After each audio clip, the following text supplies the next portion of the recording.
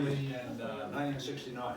So Rick, I came from New Zealand to university as an 18-year-old, and the first person I met was Rick, because he had a sign up in the phys ed building looking for rugby players. So that's how it started. So anyway, 1969, summer of 1969, I won't go into how I didn't have a place to stay, but Rick continued sometimes. So Rick said, well, why don't you come and live with us, right? So I said, sure. So we're talking 1969. For the younger people, you won't really understand the implications of that, but I can tell you that, and it was always Mrs. Robbins to me. I never ever called her Betty, right? She was always Mrs. Robbins. So it was 1969, the height of flower power and the hippie movement and that, firmly embraced by Mrs. Robbins, right? And so I arrived there, and I'm sure the family won't mind, but you know, the kitchen, which was most of the front room, was, you know, a fair bit of disarray, we'll say. and meals took a long time to prepare.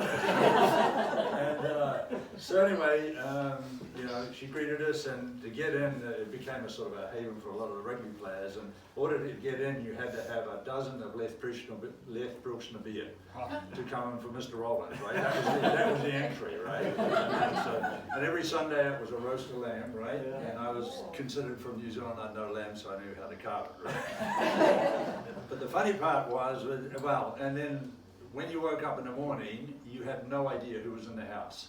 There were people everywhere, on the floor in sleeping bags, on the couches and so on. It could be anywhere from 6 to a dozen people, you know. And breakfast started about 12 noon, you know, and so on, right? So it was an interesting household. And so, but the most interesting part is that you had all this sort of disarray going on and activity and a lot of fun and enjoyment, everyone having a great time. And Mr. Rollins, who I just call Mr. Rollins, would leave to go to university with a suit, a starched white tie, right, overcoat, right, with his clipped way of talking and everything, right, and it was just like this total contrast. And so the first day I was there, in the evening, he took me aside in a quiet thing. He said, "Okay, Grant," he said, "I just want to tell you, never put anything out in the laundry."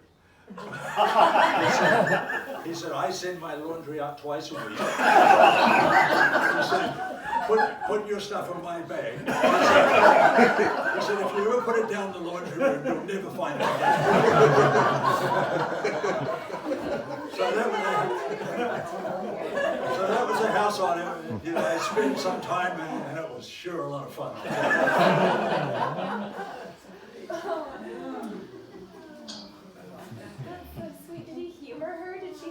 She was doing that.